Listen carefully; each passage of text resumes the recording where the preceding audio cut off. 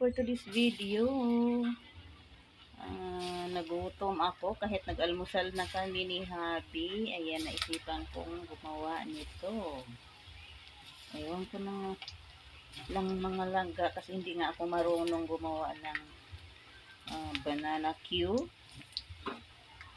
Kung paano nga ba yan? Tingnan na lang natin. So, ayan na. Isabay ko na nga lang ang sugar mga langga para sabay din siyang maluto at malusaw. Kasi nga hindi ako marunong gumawa ng banana cue.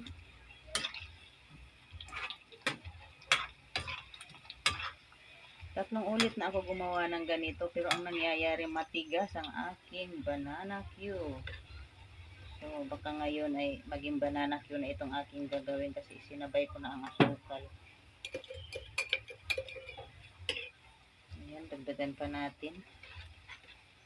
Para siguro habang malusaw yung asukal dyan sa mantika ay dumikit siya dyan sa ating banana cue.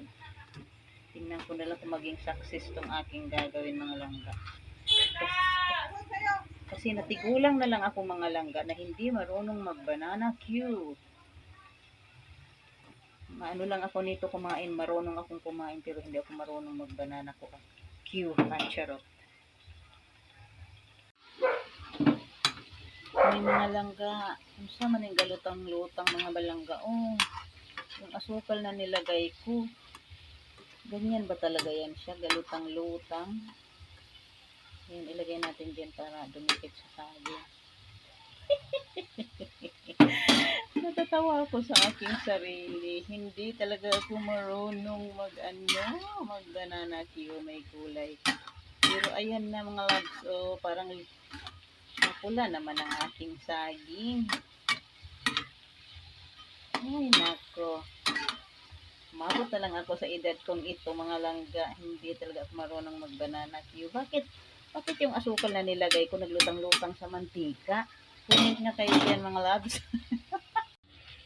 Eto na nga mga langga, luto na marahil tong aking pero nagtataka lang talaga ako dyan kasi ayan lumulutang siya.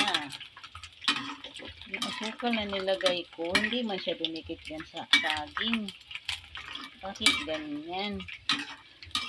Mag-comment lang kayo dyan mga love kung paano ba talaga ang tamang paggawa ng banana cue.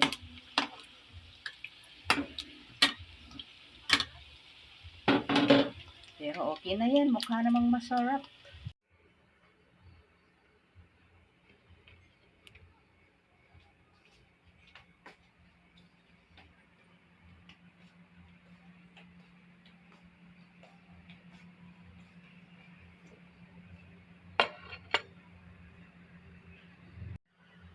Eto na mga langga ang ginawa kong banana cue. Pero ewan ko na lang mga langga. Kasi ayan